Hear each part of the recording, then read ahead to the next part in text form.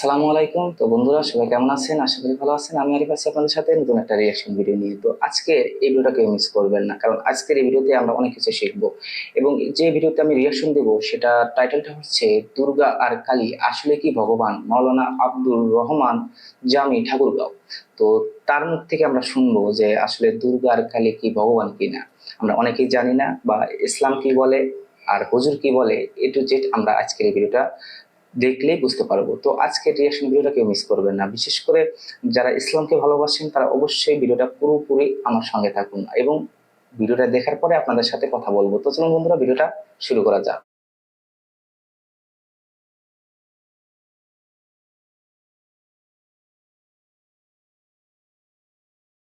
বলেন তো দুর্গার এই কাজে দুর্গা আর আবির্ভাব কালীর কতদিন আবির্ভাব আগে কতদিন আগে? শুনি আগে কয় ৩,৫০০ বছর আগে। কত বছর? ৩,৫০০ বছর আগে দুর্গা আর কালীর ভিডিওটা আপনারা মনোযোগ এর আগে সহকারে ছিল শুনুন, না, তাহলে বুঝতে পারবেন। তাইলে আমি বাবারে বললাম, উনি বাবা এই যে তারপরে ৩,৫০০ বছর আগে দুর্গা আর কালী আসলো, দুর্গা এত সুন্দরী ছিল, এটা কে দেখছে? রাইট পয়েন্টের কথা বলতেছি উনি। এখানে কোনো ধর্মকে ছোট করা হচ্ছে না, জাস্ট পয়েন্টের কথা ৩,৫০০ বলতেছি। বছর আগে আসছে দুর্গার আবির্ভাব ঘটেছে, ওর আগে কি ছিল? কারণ আমি আবার বলছি, এখানে কোনো ধর্মকে তিনি ছোট করেনি। ছিল কি না? তাহলে এখন দুর্গাকে যখন খোদা মানলামই, মাইনেই নিলাম খোদা, তাই দুর্গা যে এত সুন্দর ছিল এটা কে দেখছে? এর কোনো দলিল কয় নাই, দলিল নাই। কোরআন কবে আসছে? 1450 অথবা 1500 বছর আগে। কার মাধ্যমে আসছে? দলিল আছে না নাই? কিন্তু দুর্গার আবির্ভাব ঘটেছে ৩,৫০০ বছর আগে, এর দলিল কি? কেউ যদি আমাকে জিজ্ঞেস করে যে ৩,৫০০ বছর আগে যে দুর্গা কালী আসলো, দেখতে হবে, কারণ এখানে এটার দলিল কি, প্রমাণ কি, কে দেখছে, আমি কি বলবো? সময়ের দৃষ্টি কুরআন ও সুন্নাহর কথা বলে। প্রথম ভাবতাম মুসলমানরা হলো সব থেকে বড় মূর্খ। হিন্দু ছিল, তারপরে যখন ইসলাম গ্রহণ করিনি তখন ভাবতাম মুসলমানদের মতো মূর্খ কেউ আছে? সত্যি সেটা প্রমাণ পাওয়ার পরে কিন্তু মুসলমানরা মূর্খ মুসলিম হয়েছে। চিন্তা করতে করতে মনে করতেছি, দেখো আল্লাহরে দেখে না, আল্লাহরে সিজদা করে, কেমন মূর্খ! এদের মতো মূর্খ আছে? আল্লাহরে দেখতে পায় না বলে, না দেখে বলে আল্লাহরে সিজদা করে, এরা কেমন পাগল! একটা সময় ভাবতো পাগল না? আল্লাহরে দেখে না, আল্লাহরে সিজদা করে, ইনি বাটপাড়ির জায়গা আছে? আমি গবেষণা করতে করতে যাই দেখলাম, বলে না তাস্তে প্রতিমা আসতে, বলে সৃষ্টিকর্তার আকার নেই, আকৃতি নাই, সৃষ্টিকর্তার মূর্তি নেই, প্রতিছবি নেই, প্রতিমূর্তি নাই, সৃষ্টিকর্তাকে ধরা যায় না, দেখা যায় না, ছোঁয়া যায় না, লাল নীল হলুদ না সবুজ তা অনুভব করা যায় না। এই মন্ত্র পড়ার পরে চিন্তা করলাম, তাহলে তো মুসলমান নেই। মন্ত্রটা পড়ার পরে মুসলমানের কেউ তাহলে মুসলমানই ঠিক, না দেখে চিন্তা করে তো মন্ত্র বলতে হিন্দু ধর্মের মধ্যেই পাওয়া যায়। সৃষ্টিকর্তার নাকি আকার নেই, আকৃতি নেই, প্রতিছবি নেই, প্রতিমূর্তি নেই, ধরা যায় না, দেখা যায় না, ছোঁয়া যায় না, লাল নীল হলুদ না সবুজ না বুঝাও যায় না, তাহলে তো মুসলমানরা ঠিকই আছে। ওরা তো না দেখেই সিজদা করে। কি বাবারে কইলাম, বাবা এই তো এই মন্ত্র দ্বারা বোঝা যায় মুসলমানরা ঠিক রাস্তায় চলে।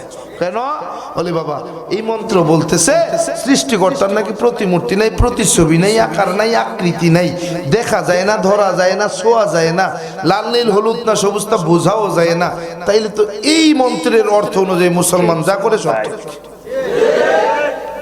বাবা কয় তুমি কি বুঝাইতে যাচ্ছ, কি বলতে যাচ্ছ, আমার কিছু বুঝে আসতেছে না। আমি কিছু বুঝাতে যাচ্ছি না, তবে শোনাইতে চাচ্ছি, একটু চিন্তা করে দেখেন তো আমরা যা করি সব ঠিক নাকি ভুল। বাবাকে খেলো, আমি বললাম, বাবা আচ্ছা বলেন তো এই দুর্গা আর কালীর আবির্ভাব কতদিন আগে? কয় ৩,৫০০ বছর আগে। কত বছর?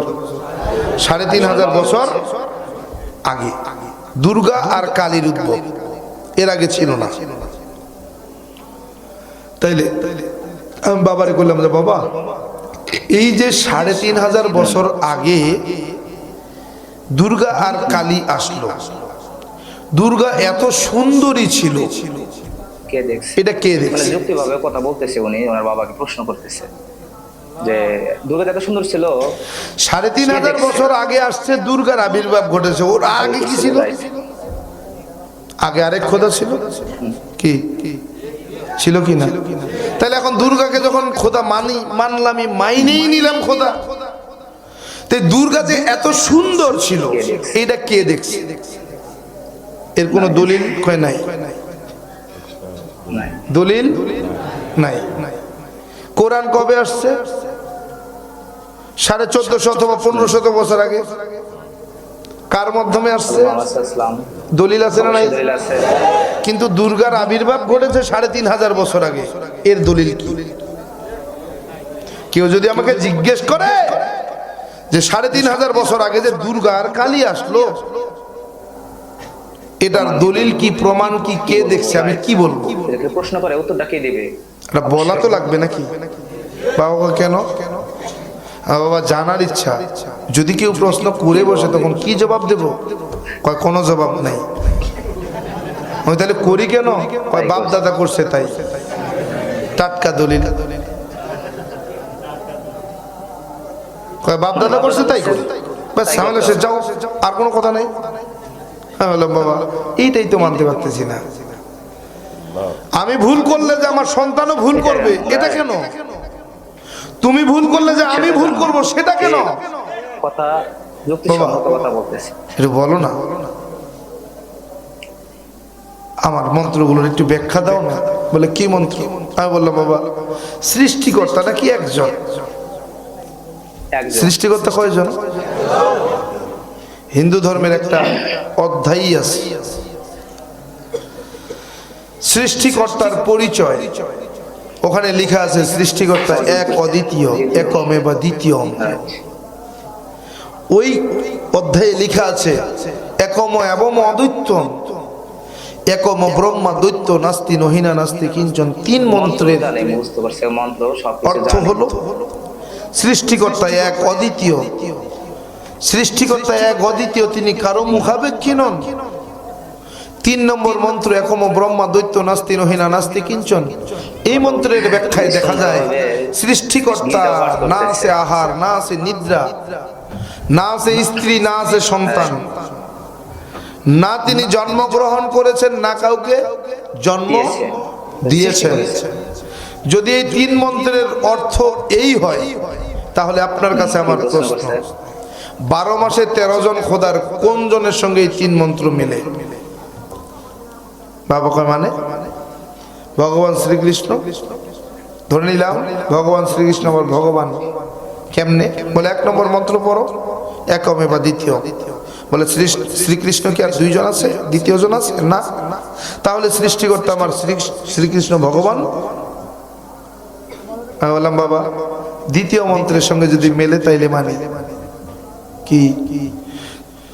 একম এবং অদ্বৈতম। বলে সৃষ্টিকর্তা এক অদ্বিতীয়, তিনি কারো মুখাপেক্ষী নন। হ্যাঁ তাই তো, তিনি কারো মুখাপেক্ষী নন। যদি তাই হয় মহাভারতের যুদ্ধে কৃষ্ণ অর্জুনকে সাথে নিয়ে যুদ্ধে অংশগ্রহণ করেছিলেন যুদ্ধে বিজয় হওয়ার জন্য। তিনি কারো সহযোগিতা নিয়ে যুদ্ধে অংশগ্রহণ করেছিলেন কেন? তিনি তো ভগবান, একাই তো করতে পারতেন। তিনি কেন আরেকজনের সহযোগিতা নিলেন? তিনি নাকি কারো মুখাপেক্ষী নন। বাবা কি বলতে চাও? আমি বলতে চাই না, আবার শুনেন। কি শুনবো? আমি বললাম বাবা ৩য় নম্বর মন্ত্র যদি মিলে যায়, যার সঙ্গে এই ৩টা মন্ত্রের অর্থের সঙ্গে যেই ভগবানের সঙ্গে মিলবে সেই ভগবানকেই আমি ভগবান মানব। বলে বলো ৩ নম্বর মন্ত্র কি? আমি বললাম একম ব্রহ্মা দ্বৈত নাস্তি নহিনা নাস্তি কিঞ্চন। বলে মানে কি? আমি বললাম সৃষ্টিকর্তার না আছে আহার, না আছে নিদ্রা, তিনি খানো না ঘুমানো না। তো ভগবান শ্রীকৃষ্ণ কি খাইছে? হ্যাঁ জানেন আপনারা? কয় খালি খায় নাই, চুরি করে খাইছে। মাখন সো কোন ধর্মকে ছোট করা যাবে কিও না। এখানে শুধু বাবারে কইলাম বাবা তাইলে কোন ধর্মকে তুমি ছোট করতেছেন, শ্রীকৃষ্ণ খাইলেন। এটা তোমার দৃষ্টিতে দেখবেন ঘুমাইছেন? কখনো সন্দেহ নাই। ছোট করতেছে না, শুধু তিনি ঘুমিয়েছেন। মানে যুক্তির কারণে তার বাবাকে বুঝাইছে। যদি এবার পরের দিকে যাই, তার স্ত্রীও নাই, সন্তানও ঠাকুরগাঁও আমাদের নাই। পার্শ্ববর্তী। তাহলে ভগবান শ্রীকৃষ্ণের কি স্ত্রী ছিলেন? কয়জন? বলে একজন না, 16,000। কয়জন? 16,000 স্ত্রী তার। ধরে নিলাম, এখন বলবেন যে তিনি জন্মগ্রহণও করেন নাই, জন্মও দেন নাই। তো ভগবান শ্রীকৃষ্ণ জন্ম যদিও কাউকে নাই দেন, জন্মগ্রহণ তিনি করেছেন। কি এজন্যই আমাদের দেশে মাঝে মাঝে দেখা যায় 104তম শ্রী দেখুন হুজুর কত সুন্দরভাবে তার বাবার সাথে কথোপকথন করছে এবং তার বাবাকে কিছু প্রশ্ন করছে, সে প্রশ্নের উত্তর সে তার বাবা দিতে পারে নাই, কিন্তু যুক্তিসঙ্গত যে প্রশ্নই করছেন সেটা যুক্তিসঙ্গত প্রশ্ন করছে। যে যেখানে হিন্দু ধর্মের মধ্যে গীতার মধ্যে মানে স্বয়ং আল্লাহ তাআলার বর্ণনা দেওয়া আছে, তো কি কারণে তারা বলে যে এটা হলো সনাতন ধর্ম? ওই হুজুর যে তার বাবাকে যে কটা প্রশ্ন করছে, তার বাবা একটা প্রশ্নের উত্তর দিতে পারে নাই, কারণ তার কাছে এই প্রশ্নের উত্তর জানা ছিল না। এবং আর আপনি একটা মুসলিমকে আপনি যে কোনো মানে মানে ইসলাম ধর্মের বিষয়ে যে কোনো ধর্মের আপনি প্রশ্ন করেন না কেন, আপনাকে অটোমেটিকলি আপনার এই প্রশ্নের উত্তর পেয়ে যাবেন। আর এই হুজুরটা কেন মুসলিম হলো? এই কিছু তার বাবার সাথে কিছু কথা বলার কারণে বা কিছু প্রশ্ন করার কারণে তার বাবা কি প্রশ্নের উত্তর দিতে পারে নাই। আসলে কি সে দুর্গা বা কালী সে আমাদের ভগবান কিনা, শ্রীকৃষ্ণ আমাদের ভগবান কিনা? তো আপনাদের মানে বলছে যে বাবা আপনাদের গীতার মধ্যে এই জিনিসগুলো আছে, তো এটার ক্ষেত্রে আমি মিলাই দেখবো, যদি মিলে যায় তাহলে আমি তাকে ভগবান মানবো। তো দেখা যায় যে তার বাবাকে প্রত্যেকটা প্রশ্নই করছে, কিন্তু প্রত্যেকটা প্রশ্নের একটা সঠিক উত্তর সে দিতে পারে নাই। তার বাবা কেন দিতে পারবে? তার কাছে কোনো জ্ঞানই ছিল না। তো এখানে কোনো ধর্মকে ছোট করা হয়নি, এবং এখানে বোঝানো হয়েছে আমাদের ইসলাম ধর্ম যে মানে প্রাচীনতম ধর্ম এবং সর্বশুরু থেকে সে ধর্ম, সেটা হলো কিভাবে আদম আর হাওয়া সৃষ্টির কারণে আল্লাহ তাআলা যখন মানে চিন্তা ভাবনা করলো যে আমরা মানে সে কাউকে সৃষ্টি করবে, মানব জাতিকে সৃষ্টি করবে, তখন সর্বপ্রথম কিন্তু আদম আর হাওয়াকে সৃষ্টি করছিল। আর আদম আর হাওয়া কিন্তু ছিল মুসলিম। তো আমরা কি মানে হিন্দুরা মনে করে যে সনাতন ধর্ম থেকে তাদের ধর্মটাই সনাতন, তার বাবা দাদা করে আসছে, তার বাবা দ্বারা তার বাবা দ্বারা, কিন্তু হলো যুক্তিসঙ্গত কিছু মানে যুক্তিতে তারা কিন্তু পারবে না।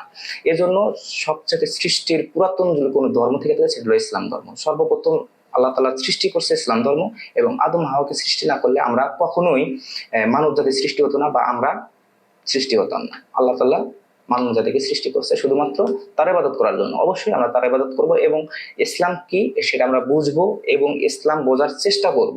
ইসলাম অনেক শান্তির ধর্ম। আমরা যদি ইসলাম নিয়ে বা হযরত মুহাম্মদ সাল্লাল্লাহু আলাইহি ওয়াসাল্লামের জীবনী পড়ি, তার জীবনী থেকে আমরা অনেক শিক্ষা গ্রহণ করতে পারবো। অবশ্যই আপনাদের কাছে একটা রিকোয়েস্ট থাকবে, সেটা হলো কি ইসলাম ধর্মের বিষয়ে আপনি বেশি জানুন এবং মানুষকে এটা প্রচার করুন।